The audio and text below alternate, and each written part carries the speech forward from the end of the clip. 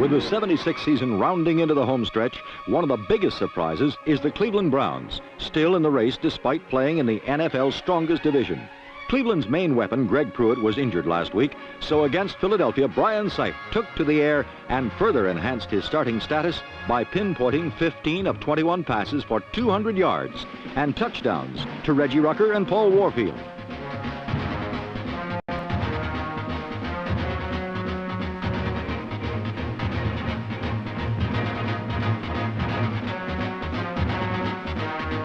Cleveland easily outdistanced the struggling Eagles 24-3 and now have won 5 of their last 6 games. In Oakland, Kenny Stabler was intercepted 4 times by the Chiefs, but still threw for 2 touchdowns as the Raiders continued to live and win with the pass. With 1 touchdown to Fred Biletnikoff and another to Dave Casper, Stabler ran his total scoring tosses to 20 tops in the entire NFL.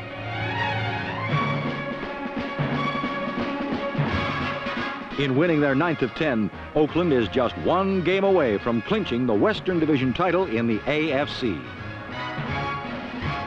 Inside New Orleans Superdome, the Detroit Lions were paced by quarterback Greg Landry's 27 completions and the sure hands of tight end Charlie Sanders as the Lions rolled up 500 yards of total offense against the hapless Saints defenders.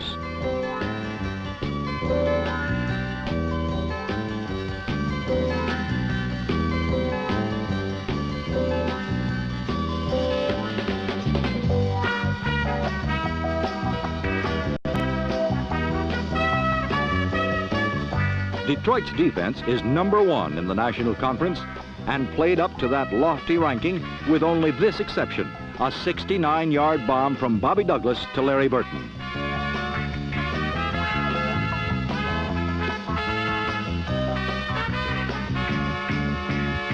That was New Orleans' one big moment on offense, but it didn't matter, for the Lions began to lose the ball whenever they got close to a score.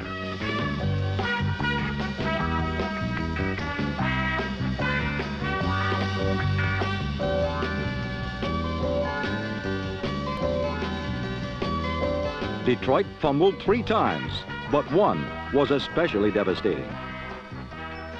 A poor center snap was fielded by Lion punter Herman Thunder Hands Weaver, who tried to run the ball out of the end zone instead of accepting a safety. Weaver coughed up the ball, which Warren Capone, number 51, gratefully accepted for a weird and winning touchdown. Saints 17, Lions 16.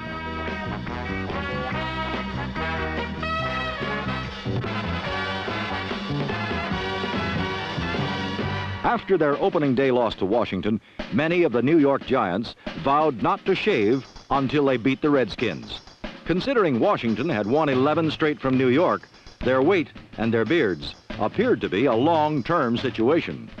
With perennial backup Norm Snead at quarterback and newcomers replacing injured regulars at several key positions, mild-mannered head coach John McVay hardly seemed the candidate to end the hold evangelical George Allen had over the Giants. But with just 4 minutes, 32 seconds left in what was a dead heated duel between field goal kickers, the battle was decided by the littlest giant of all. 5' 9" Joe Dinello attempted the longest field goal of his career, a distance of 50 yards.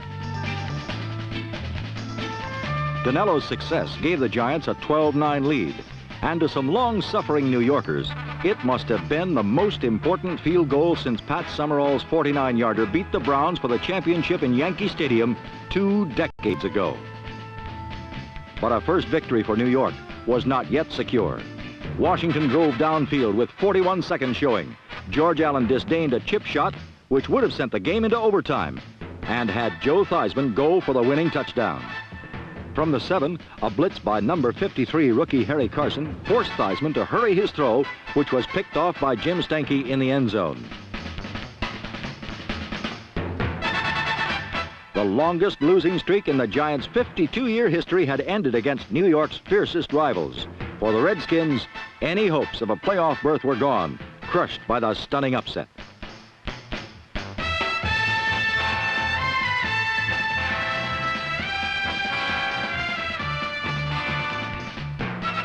History was made on this Sunday in the Meadowlands of East Rutherford, New Jersey. A first victory in a new stadium, the first in the NFL for new coach John McVay, and the first ever against chief tormentor George Allen. In this season of absurdities for New York fans, the Giants haven't permitted a touchdown for 10 quarters. Unfortunately, their offense hasn't scored one in 18 periods of play.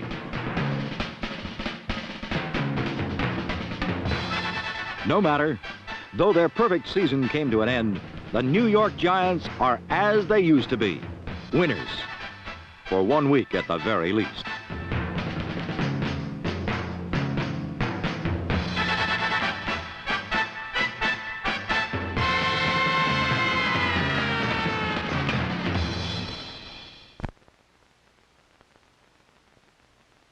Last week, the winless Tampa Bay Buccaneers faced the 2-7 New York Jets in an NFL Game of the Week.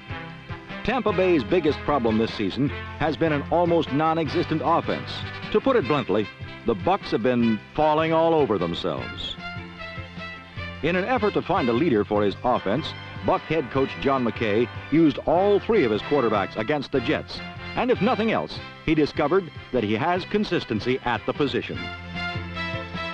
Steve Spurrier has been the Buck quarterback most of this season, but when he failed to move the team, McKay brought in his newest passer, Terry Hanratty. When his newest quarterback couldn't do it, McKay put in his youngest hurler, Parnell Dickinson, whose performance was remarkably similar to Hanratty's. 3 quarterbacks added up to Tampa Bay's 4th shutout in 10 games, and when the Jets saw the problems Spurrier, Hanratty, and Dickinson were having, New York elected to go without a quarterback. Actually, the Jets were going with Joe Namath in shotgun formation, not because Namath needs more time to read defenses or because he has a slow release, but simply because in the shotgun formation, Namath would be better protected.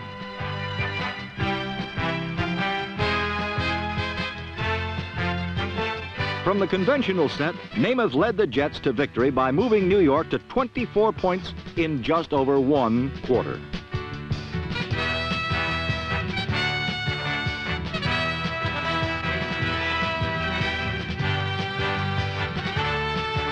Rookie Clark Gaines' great run began the streak late in the first quarter.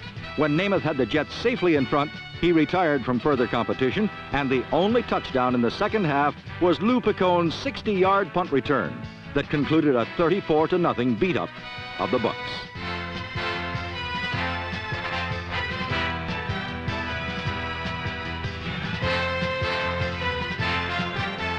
The Jets had their 3rd victory of the season, while for the Buccaneers, it was loss number 10, as they continued to bumble along winless. Early in the year, Bart Starr's Packers were having similar problems in execution, but in winning 4 of their last 6, Green Bay seemed to be moving in the right direction. That was up until last week, however.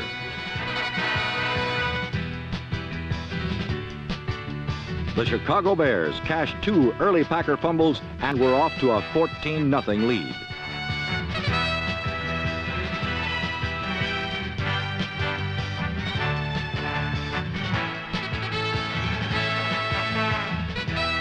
But the Pack soon got its execution back, and while the Bears could put no more points on the board, Green Bay began to close in.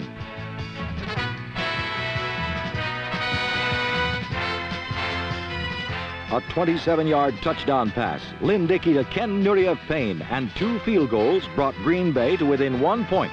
But just as the Pack was creeping back, Roland Harper's run clinched the Bears' 5th victory.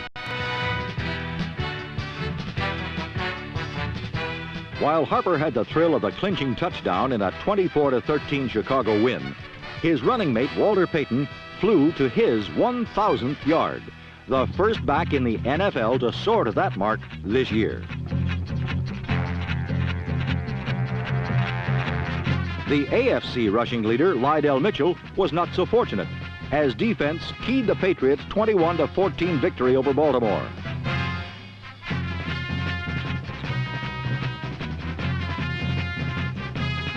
Mitchell gained just 52 yards, and Burt Jones could find bombs-away buddy Roger Carr for just 1 early score.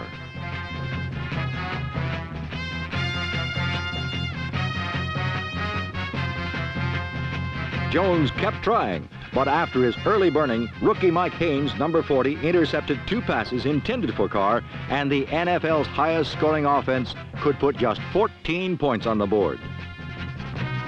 More than anything, the Patriot defense led New England to its 7th victory in 10 starts. For the Pats got only 21 points, usually not enough to beat Baltimore. The Colts averaging 31 points in their first 9 games. Steve Grogan's short touchdown pass and 8th and 9th touchdowns of the year had New England ahead 21-14 at the half, the ultimate final score. Desperate for the tying touchdown, Jones kept trying for a quick strike, but New England shut out the Baltimore Colts for the entire second half and moved to 1 game behind in the AFC East Division race, behind the frustrated Colts.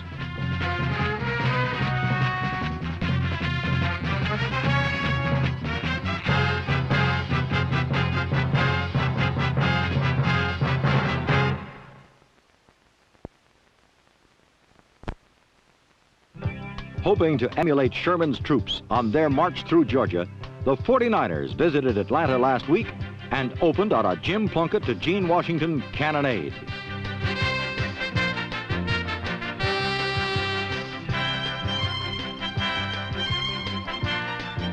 But Atlanta's Scott Hunter and split-end Alfred Jenkins set up a barrage of their own, good for scores of 34 and 21 yards.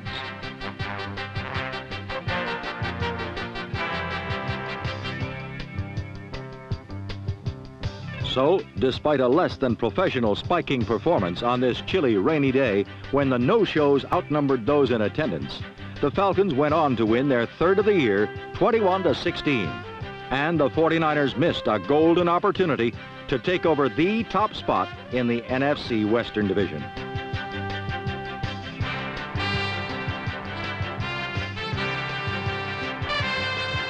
Meanwhile, in the AFC West, Denver's playoff hopes got off to a shaky start.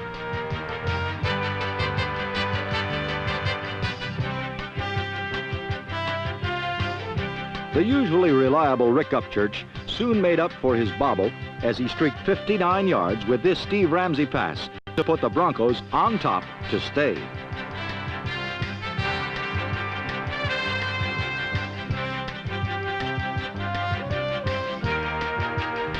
The Denver defense, which has given up the 3rd fewest amount of points in the NFL this season, was true to form as they closed down the end zone and left the Charger air game in a nosedive.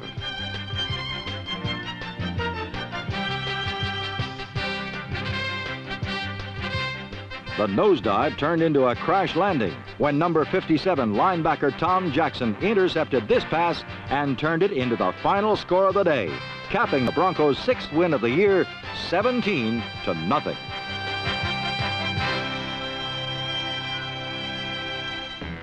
Meanwhile, up in Minnesota, Seahawk quarterback Jim Zorn led a surprisingly strong attack to a 7-7 first quarter tie with the Vikings.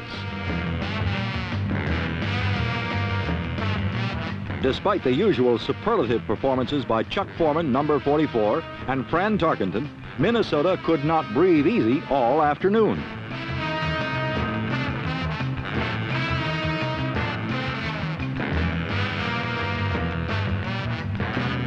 This beautiful Tarkenton touchdown pass, the 300th of his career, making him the first to accomplish that feat, gave the Vikings a 14-7 halftime lead.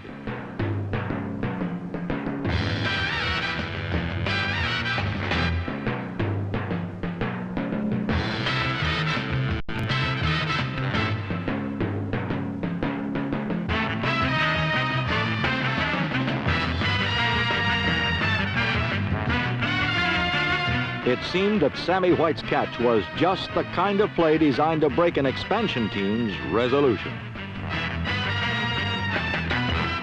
But the Seahawks held tough, and early in the 3rd quarter, Zorn buzzed an 80-yard beeline to Steve Rabel, number 83, to tie the score at 14.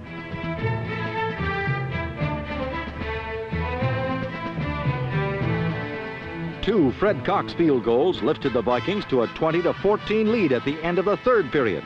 But the fledgling Seahawks remained anxious to try their wings.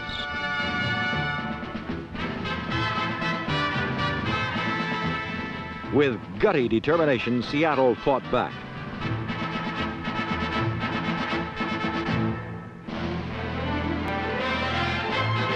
Executing beautifully and looking like anything but a first-year franchise, the Seahawks drove to the Vikings' 7-yard line early in the last quarter.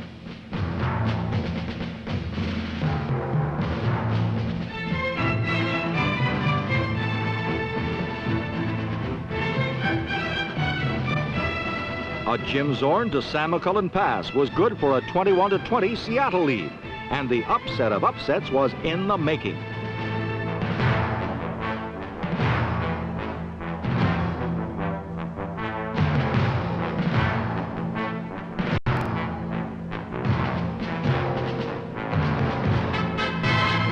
But a cool veteran like Fran Tarkenton is tough to beat.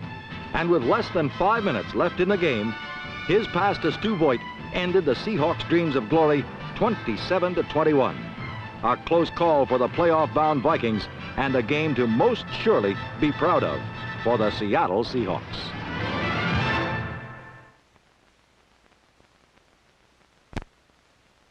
In the Los Angeles Memorial Coliseum last year, the Rams knocked St. Louis out of the playoffs. Number 11, Pat Hayden, was not there last year, but last week, he and Harold Jackson made it look like the same kind of game. The Rams led 14-6 at the half, and then the second half kickoff really put the Cardinals in a bind.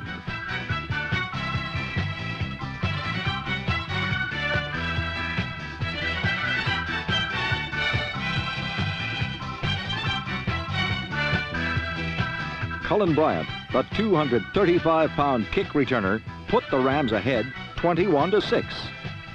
And then Jim Hart finally got his offense in gear.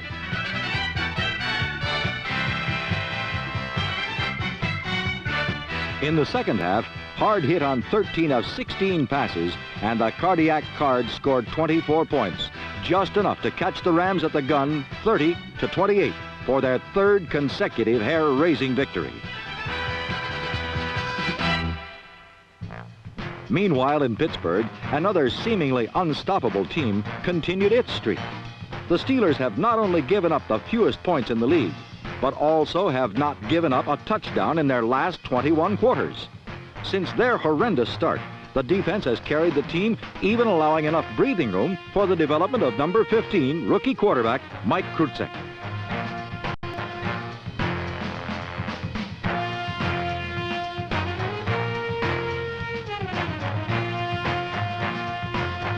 Frank Lewis had stepped on the sideline, but his big play against the Dolphins was one of the key elements for the Pittsburgh offense.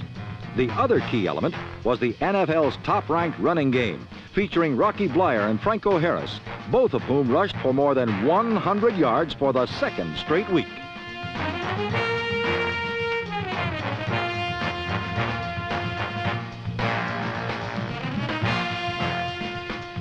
The super-strong Steelers stayed alive with their 5th consecutive win and their first ever over Miami, 14-3.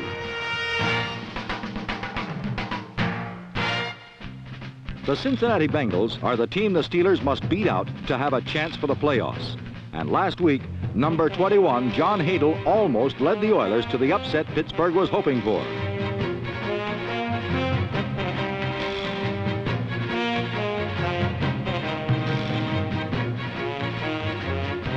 Billy Johnson's catch on 3rd and 27 was the biggest play of the first half, as Houston built a surprising 10-point lead over the first-place Bengals. In the second half, Cincinnati pulled out all the stops.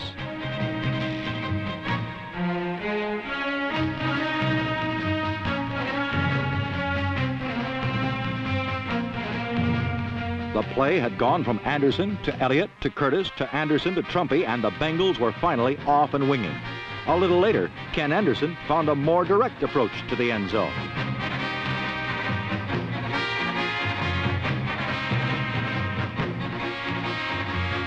One of the world's fastest linebackers, Robert Brazile, caught up with Isaac Curtis and forced him out of bounds. But the Bengals finally went ahead 24-20 in the fourth quarter.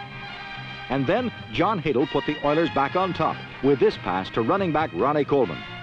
But all of this was mere preliminary to the fourth down spectacular, which won the game for Cincinnati.